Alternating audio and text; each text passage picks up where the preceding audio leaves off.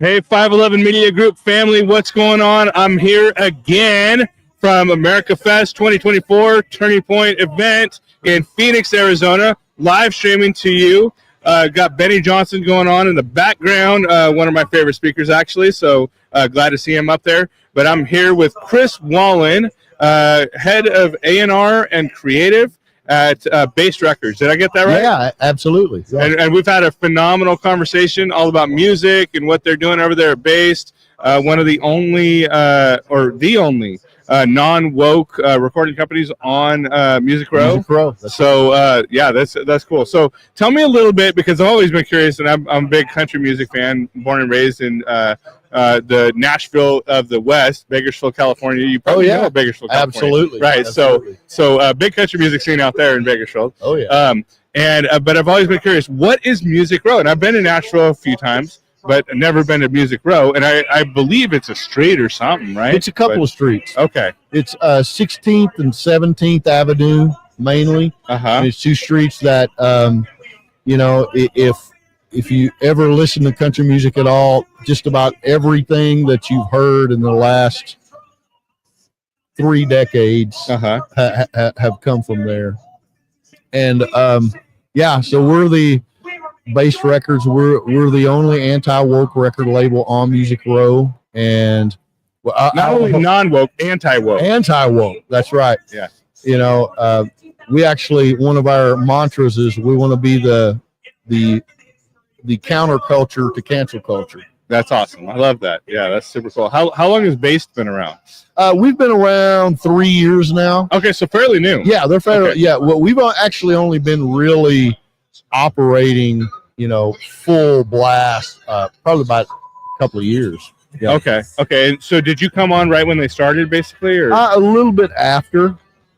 I've spent many years on Music Row writing songs. I wrote "Don't Blink" for Kenny Chesney, "Something to Be Proud Of" for Montgomery Gentry, a lot of stuff for Toby Keith and Garth Brooks, but and I'm a producer as well. So I did that for many years, and then I came on to Baste a couple of years ago, and I was apprehensive at first because I thought, am I going to end up getting canceled out of this? Yeah. Really, it's well, but tell at least my feeling, and I want to say this, is at least in country music, many of them are aligned, right? Well, you would think. That's what they represent to their audiences, at least. Well, there's a lot of them that would surprise you. It's getting more and more. It's going more and more to the left. Really? Oh yeah. And it's the way I looked at it, I said, you know what? I said it's getting to where they're going to try and cancel you if you say the word God, or God forbid you call a woman, or and it sounds ridiculous that they would, but now it's not that out of the realm, and if we don't start actually standing up and making, and I was just talking to somebody about this today. I think this election that just happened, there's a huge factor that happened that a lot of people aren't talking about, and that's culture.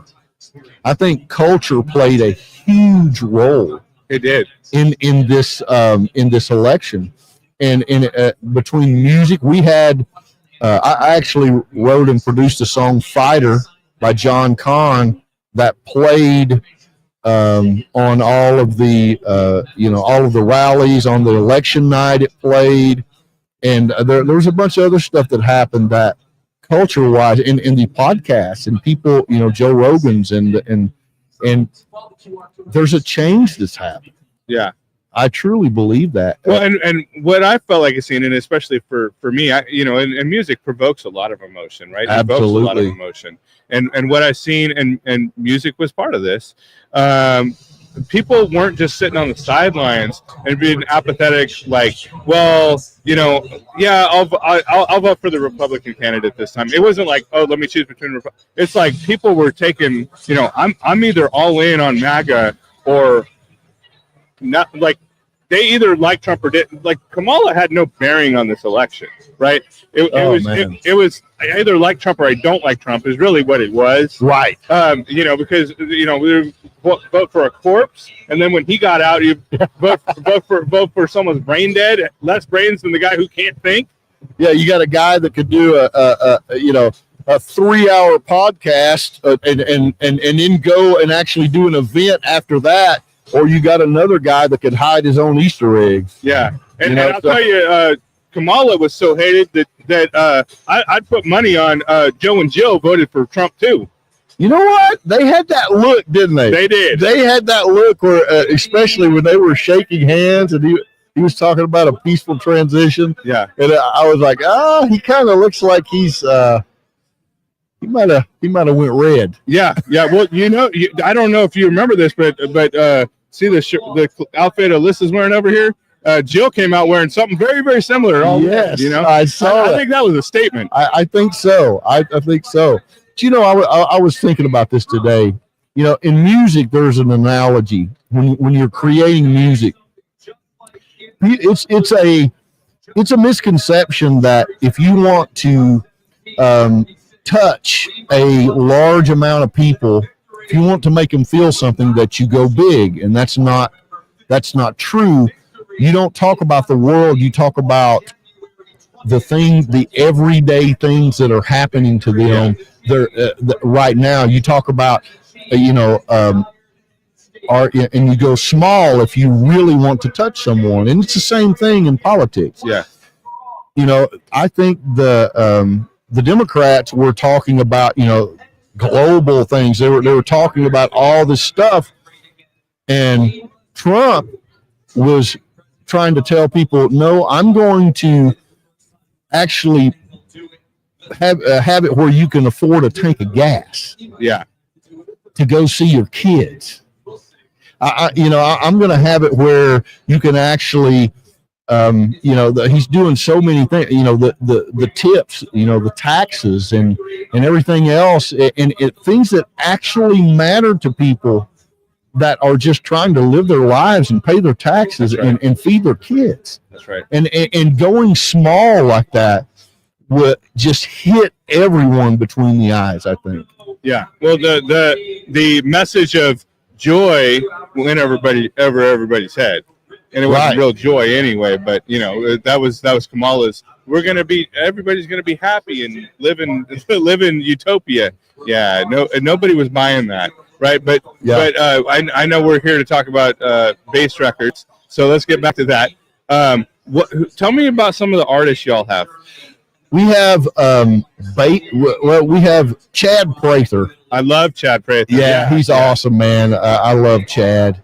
And we got an EP that's going to be coming out on him. He actually has a song out right now with John Rich. Uh-huh. We had to help John out. He's not doing, he's kind of a, small time. Yeah, he's kind of a small time guy. We're trying to lift him up, And so John was gracious enough to sing harmonies with Chad. Well, he's a great patriot too. Oh, absolutely, absolutely.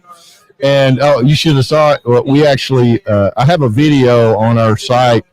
John showed up at this 1960 Army truck to do the vocals. Okay, that's funny. So anyway, we have that's called Watered Down. That's out right now. We have a young lady named Rachel Holt that earlier this year, you might know her name. We had the only pro-life song to ever hit top 10 Billboard digital. And she has a song out right now called People Where I'm From. She's singing with Daryl Worley. Okay. I love Daryl Worley. Yeah. Daryl's a great friend of mine. And, so yeah, we got a bunch of stuff happening. We have we had a #1 this year with John Kahn called Fighter. That was in all the rallies. You might have heard it on. It went viral, and we just really had a great year in 2024, and looking forward to doing a bunch more. Yeah, what's coming in 2025?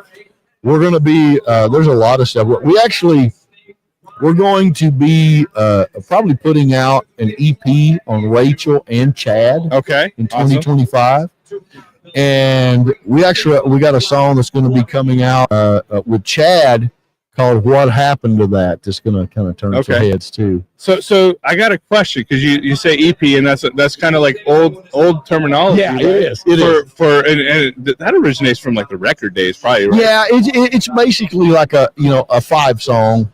Okay. A 5-6 song. It's like a half an album. Okay. Yeah. Okay. So, but things in the music industry in the past like decade, maybe 2 decades, have changed dramatically, right? Oh yeah. So absolutely. How does that work now with everyone and everything? Like with the like how does everyone make money now that like Spotify and Apple Music control the market? Oh man, let me tell you, it's crazy.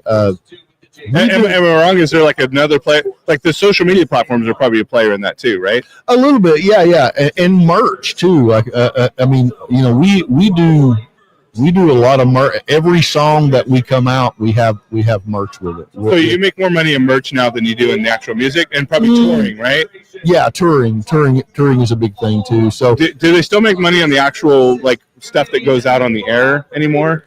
Yeah, I mean, terrestrial radio is still, no matter what anybody says, as far as going out and us making money as a songwriter, that terrestrial radio, believe it or not, is still king at that.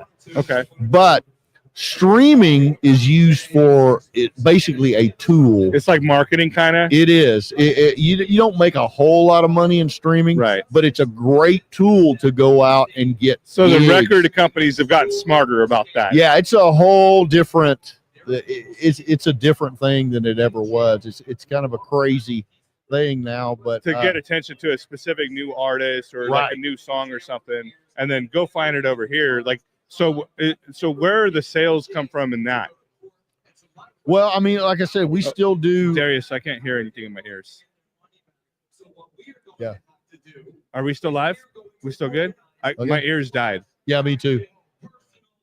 Check on. Check. Hello. Yep. Hello. Hey. Yeah. Hey. Can you hear me, Chris? I can, but it went way down. Yeah, it went. There we go. Oh, there it is. Wait. No, it went back away. Huh. What happened? There we go. Now I hear. Nope. Now it's gone. Hello. Check 1 2. Check. There we go. 2. There we go. That's better. Are you good, Check Chris? 1 2. It's the same for me, but as long as you can hear me, I'm fine. I can hear you. You good? I can hear you. Yeah. Okay, yeah. Good. Yeah. Sorry about that, guys. That's the joys of being live streaming, right? Would we do this pre-recorded? It's a little bit. We get a little grace, but anyway, we were talking about how y'all make money and how the streaming comes into that, and do they make money off song sales anymore? Or yeah, I mean, you still do. You still make money off song sales. Where are people buying songs? Like where does that money come from? It's almost all iTunes. Yeah, I mean that's the way to do it. But it's funny because streaming is such a huge part of that now. It is, and it takes so many streams to equal one sale. Right. So if you have, you always hear somebody going gold or going platinum. Well, you go gold now, you can actually go gold and not actually sell one download or one album. You can go gold by just streaming because it takes 1,500 streams to equal one sale. Wow, that's like nothing. That's nothing. So where's all the money made now? In the concerts? Yeah, concerts, and you still make you still make royalties. We still make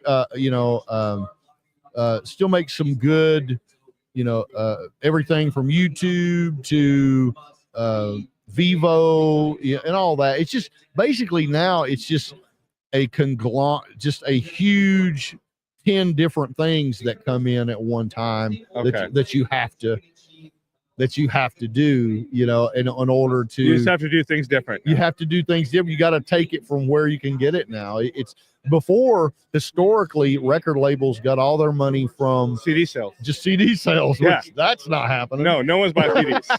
Yeah. You know, and so so that's what actually that was kind of the birth of what's called the 360 deal. Okay, what's that? Where the 360 deal is where you get a little bit of everything that an artist does. Okay.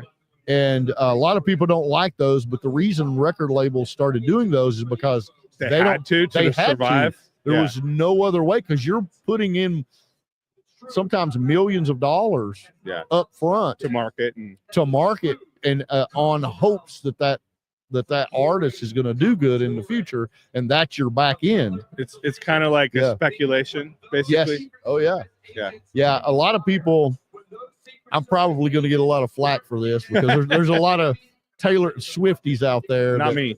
But there's a lot of people that, you know, Taylor Swift made a huge deal about them, you know, selling her music.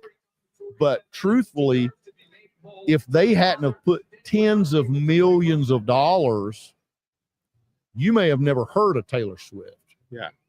So them getting that money on the back end was their payoff.